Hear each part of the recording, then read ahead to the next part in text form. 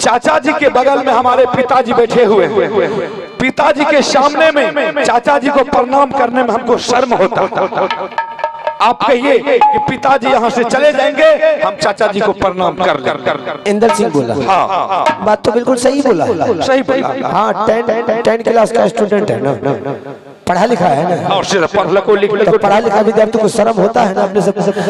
जिसका पिताजी आगे खड़ा रहेगा तो चाचा को बड़ा प्रणाम कर लेगा। स्टूडेंट का यही है लक्षण। मामू जी और रुदल सिंह भी पढ़ाने लिखाने में कोई कमी नहीं छोड़ा। नहीं, तो बेचारा कोनो कमी नहीं केल, उसमें भी किसी तरह की कमी नहीं छोड़ा। पढ़ा लिखा है, बड़ा प्यार से पढ़ाया है। हाँ, तो कहाँ से उसको प्रणाम करेगा? पढ़ाया वही उसको कहाँ से प्रणाम करेगा? कोई बात, अगर ऐसी बात हो हम चले जाएंगे। अरे किसी तरफ प्रणाम ना हो जाना चाहिए। अच्छा विद्यार्थी है ना, ऐसा औलाद तो सब हर किसी को देना चाहिए। भगवान करे हुए। देखिए इंदर से पिताजी तुम्हारा चला गया, ऐसा करो हम भी चले जाते हैं। ठीक है, आप भी जा सकते हैं। तुम उसको सही से प्रणाम कर लेना। ठीक है, प्रणाम कर लेंगे।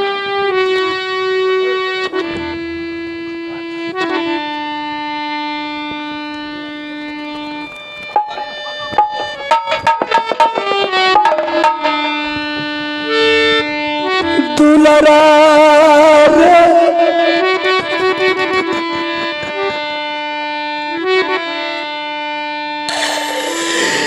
सुनले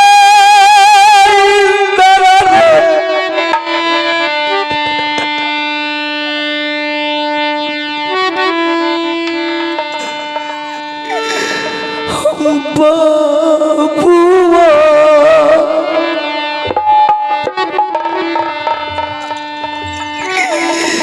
किया रे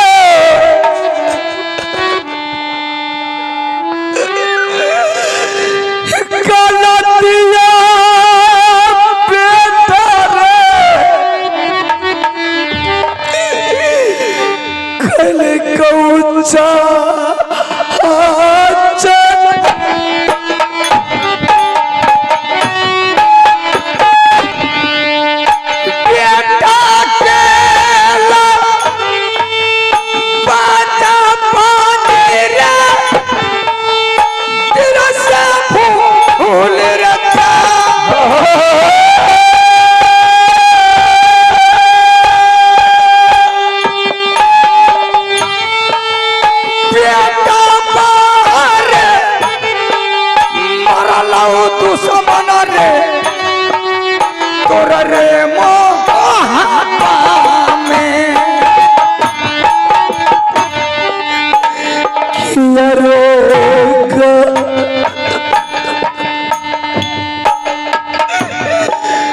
लतिया कलिया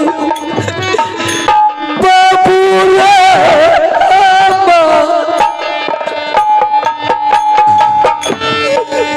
ये बेरा या जो बेटा रे चाचा गोदी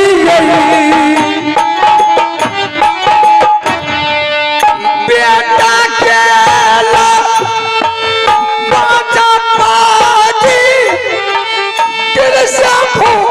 राजा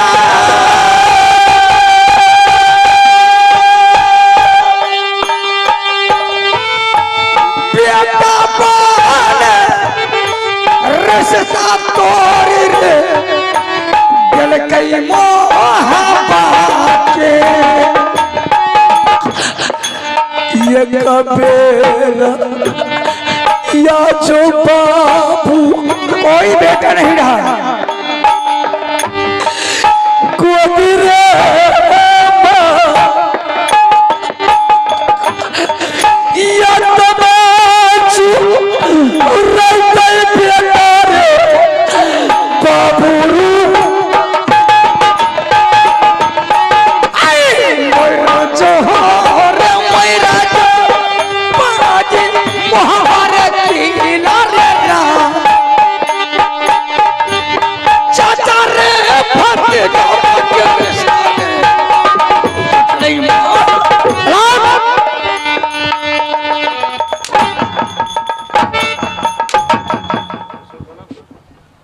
कान का पर्दा खोल करके सुन लो, आइंदा तारीख से ना मैं तुम्हारा बेटा ना तो मेरा चाचा, चाचा और भतीजे का रिश्ता आज तारीख से खत्म हो गया। अरे तब महाराज आता या बेटा लुट गई या भैया का नाम हमारा पूरा बेटा बदला देगा, भैया का नाम हमारा भैया लुट गई लुट गई अब दरबार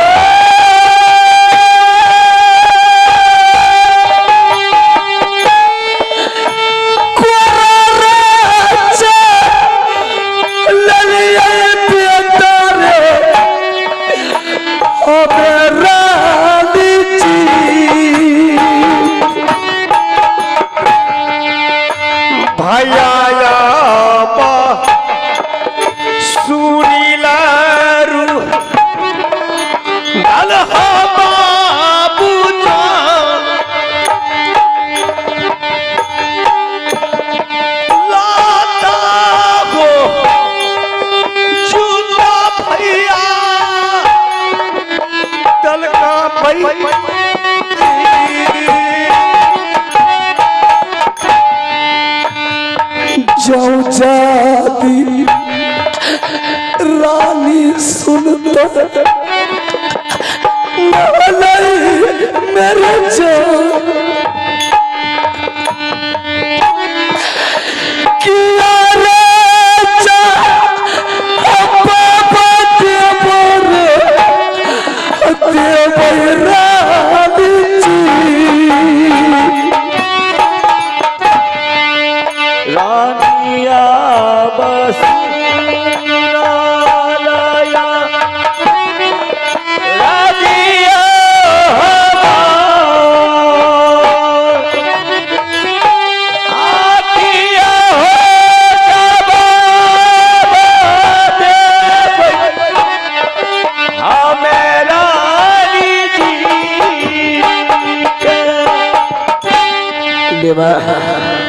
भैया, जिस बेटा के लिए मैंने अपने भाई के गर्दन पर तलवार लेकर के खड़ा हो गया,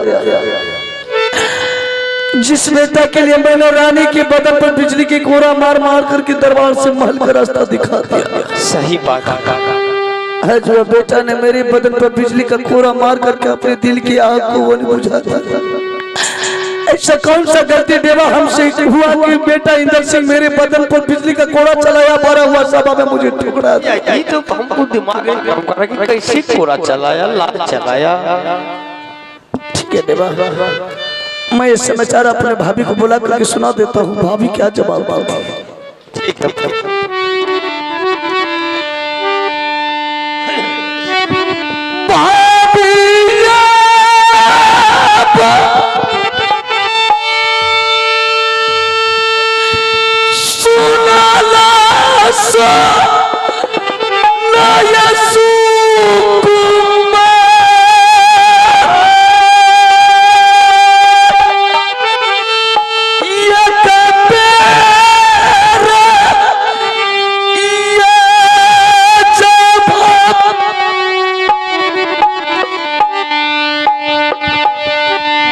हेलो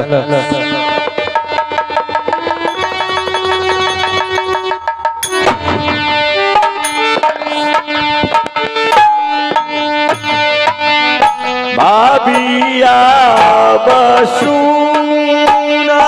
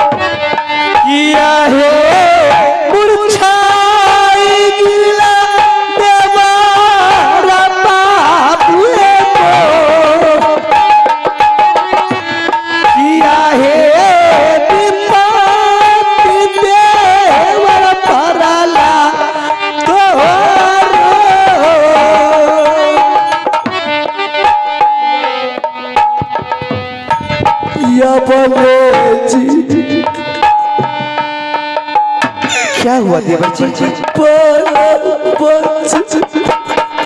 दरबार में मूर्छा गिरे हुए आंख से आंसू जा रहा है।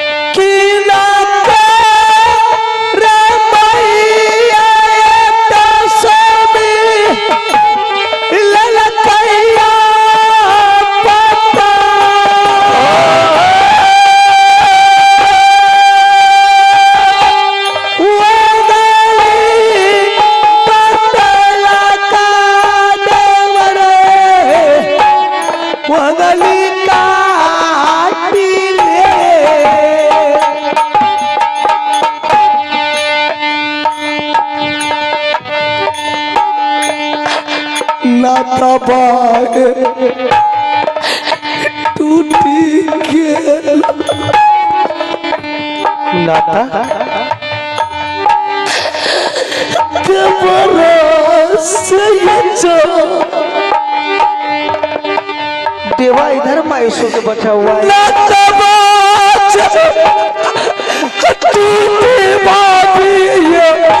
मुझे कुछ समझ में नहीं आया।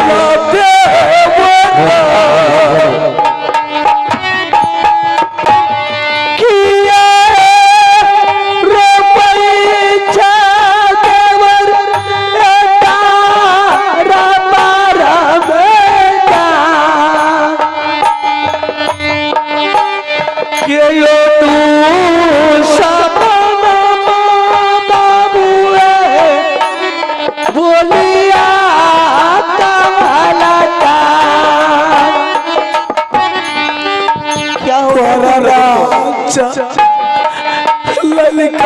कोरा किसकी मजा लो गया कि मेरे रथ में मेरे देवर के ऊपर कोरा चला देगा। इंदल बाबू इंदल सिंह कोरा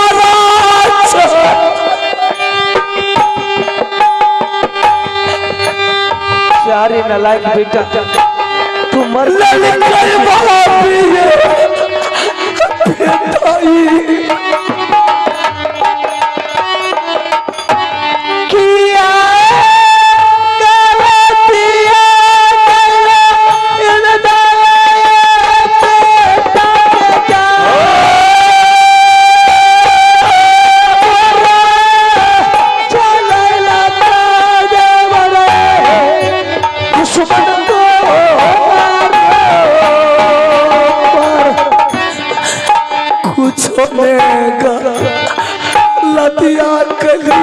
इतनी बड़ी हिम्मत हो गया इंदल सिंह का तुम्हारे ऊपर कोरा चला दिया।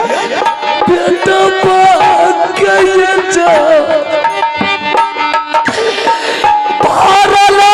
सब हमें भाभी है तल कई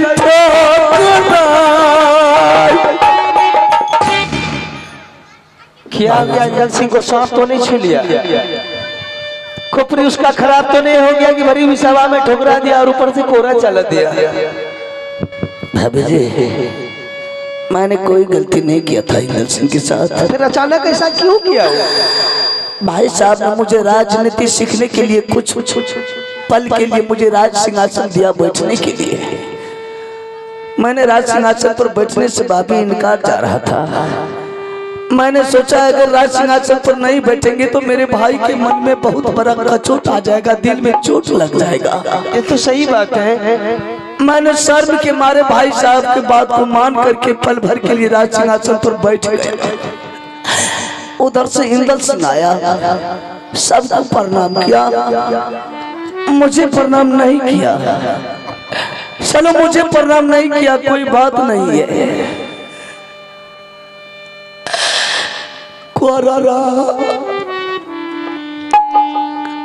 मत हिम्मत मत करिए, यदि बोलाती हो दुश्मन को।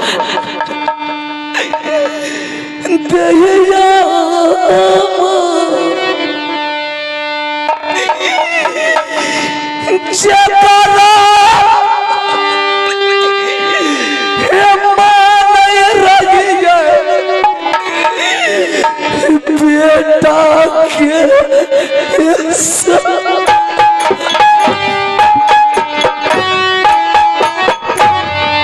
किया है तूने नाता छोड़ा नाता लगा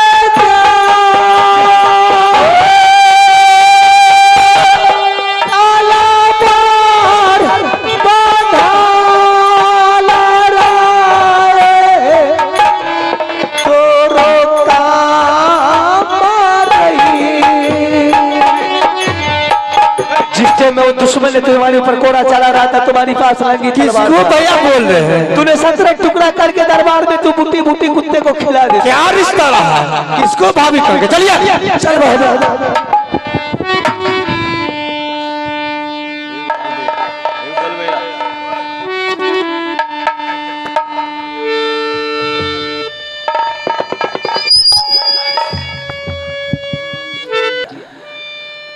जिन हाथों से मेरे देवर ने इसे खोआ मछली खिलाकर इतना बड़ा किया, सारी जिंदगी अपनी जंगल में बिता दिया, लेकिन अपनी पत्नी को कभी सुख चैन से नहीं रखा, ना कभी दिल और प्यार दिया। अचानक हो गया क्या हुआ ऐसा? बेटा रे सुन ले इन तारा रे बाबू रे मो आजो रे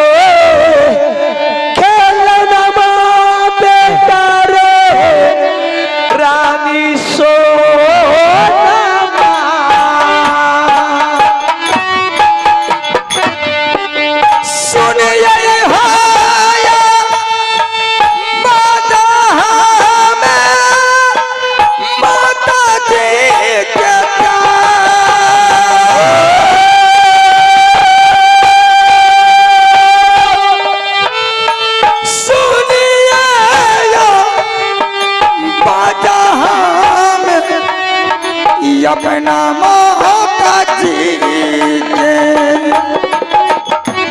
मतिया रे पौरैया दुश्मन रे मारी किला रे रात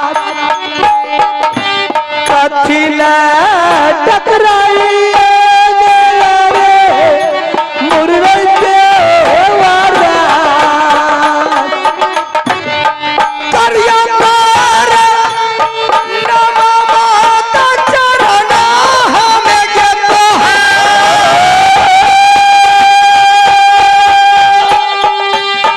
करिया पार नाम माता जी हमें चरण मेरा चोर मेरा जादू सब जिंदगी से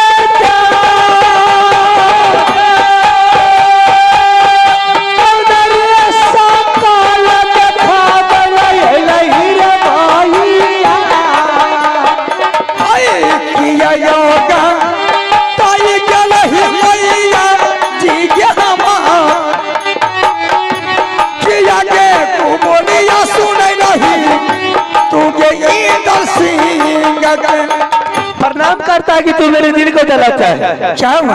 अगर सोना रानी जानती कितनी बारी नालायक बेटा तू निकलेगा तो उसी टाइम मैं सोरी घर में तुझे नमक चट्टा के मार देती या तो ठोठा दाब के मार देती। माँ ऐसा गलती कर दूंगा। तुम गलती नहीं किया ना मेरे देवर क्या गलती किया था तुम्हारे साथ कि तुमने भरे हुए सभा में मेरे देवर को बेइज्जती किया अपमान किया उससे तुम्हारा दिल नहीं भरा था रे दुश्मन उसके ऊपर कोड़ा कैसे चला दिया कितनी बड़ा हिम्मत हो गया तुझे बड़े बड़े शेर को सोचना पड़ता है कि रुद्र सिंह के जब उठाकर जवान लड़ाने के लिए नजर से नजर मिलाने के लिए कलेजा चाहिए उसे तुम्हें छोड़ कैसे दिया देवर यही अचानक ही तुझे उसकी ममता की प्यार है किन हाथों से नेवा मिश्री को खुआ खिलाया इसलिए तुम्हें कुछ नहीं कहा। माँ हमने दादाजी के साथ गलती जो की है हमने जैसे कार्मिक स्कूल से आए दरबार हमने देखे हर रोज मेरा पिताजी गाड़ी पर बसा हुआ रहता लेकिन आज मैंने आए उधर से देखे पिताजी नीचे में बसे हुए सर में देवा चाचा बसा हुआ था और चाचा को कुर्सी पर देखते थे बैठे हुए इसीलिए प्रणाम पाती नहीं किए। हाँ दादा वाला राज था तेरा ना तुम्हारा पिता के नीचे बैठ गया तो बहुत अन्याय हो गया तुम्हारा सर नीचे झुक गया एक दिन खातिर मेरे देवर सिंहासन पर बैठा तो तुम उसे लाश से ठुकरा दिया 4 दिन पढ़ना स्कूल में नहीं हुआ विद्यार्थी बन गया तुझे पता है मेरे देवर नहीं बैठ रहा था राजगद्दी पर भाई जबरदस्ती उसे बैठाया गया राजनीतिक सीखने के लिए तुम उधर से आया उस पर कोड़ा बरसाना शुरू कर दिया लाश चलाना शुरू कर दिया। माँ मुझसे गलती हुई तो मेरे चाचा जी को बोला करके सामने करो हमने चाचा जी को पैर पकड़ के गलती क्षमा मांगेंगे। भगवान उधर जाएगा इंद्र का भी लाश फिर भी उधर से किसी को माफ नहीं करेगा मेरा गलती को चाचा जी अवश्य माफ करेंगे। माफ करेगा हाँ। ठीक है बोलाते हो तुम्हारा भी मिजाज खनन करवा देते हैं। आजा तू नरवा बाबू ये सोना रानी के जा अरे छाप पुकारे मोरे बाबू सोना किया है लैला भाभी दुश्मन समझ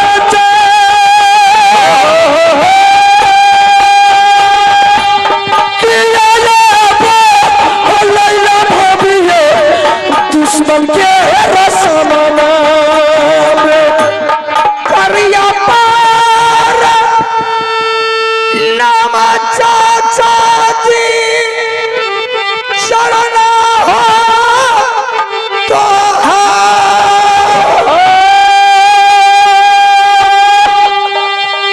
हमारा गलतिया चाचा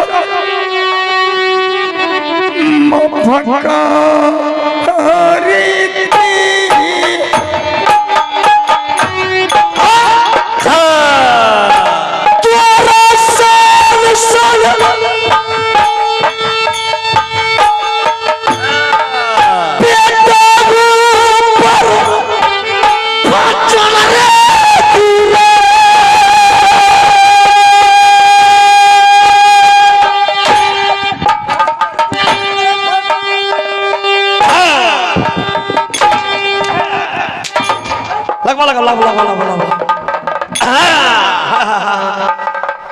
हटोर भैया हटोर दिया गला सत्या दिया।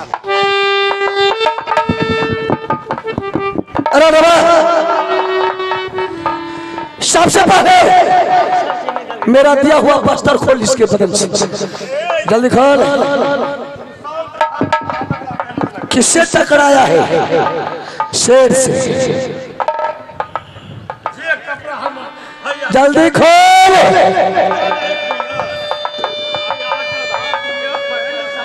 तुम्हारे लिए मैंने बहुत कुछ दुनिया में किया था।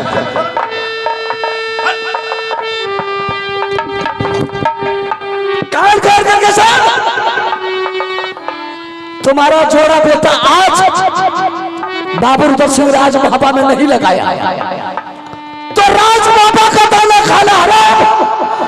पानी पीना घाव का सोनी तत्व कर घाव का हट्टे जा रहा हूं तुम्हारा जोड़ा बेटा लगाने के लिए। चले दीवाना रुदला बाबू जहां पर लगियाला गई रानी।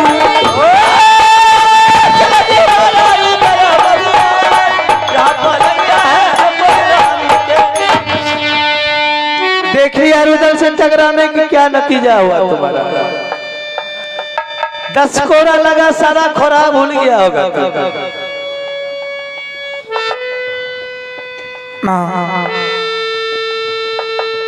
मेरे गलती चाचा क्षमा नहीं किया। तुझे चाचा तेरा क्षमा नहीं किया तो सोना रानी भी किसी को बकसती नहीं है। बदला माफ नहीं होता है। बेटा चिंता तू मत कर। मैंने देवर को वापस लौटाई थी तुम्हारे सजा देने के लिए, लेकिन चैलेंज नहीं ठोकने के लिए।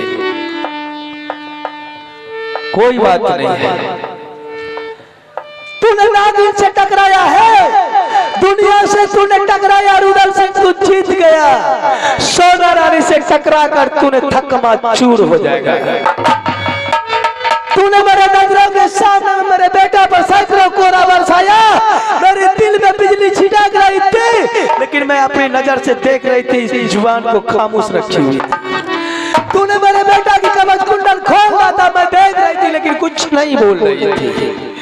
लेकिन तूने चैलेंज ठोक कर गया सोना रानी के सामने में कि तुमसे सुंदर बेटा चलवा कर मैं गोद में खेलूंगा और खड़ा कर दूंगा। देखती हूं तो कैसे गोद में बेटा खेला लेता है। आज से सोना रानी की कड़ी से कड़ी नजर तुम्हारी पत्नी के ऊपर रहेगी। शायद तेरे पत्नी की कोख में अगर बच्चा ठहर गया तो सोना रानी अपनी जादू की बल से तेरे बच्चे को मोम बनाकर गला देगी। तेरे खेत में अगर टीवी जलन में रुदल सिंह तो सोना रानी चुटकी से पकड़ कर फेंक देगी। मेरे जीते जिंदगी में तू बेटा खेलने लगा, गोदी में नजर से देख लेगा। चल बेटा कोई बात नहीं है, अच्छा क्या ने को मौत को दावत देकर गया है। कल कहिए जुलुम मैया ये चाचा जी कल कहिए गुलाम मैया के बाबू के इंदल सिंह से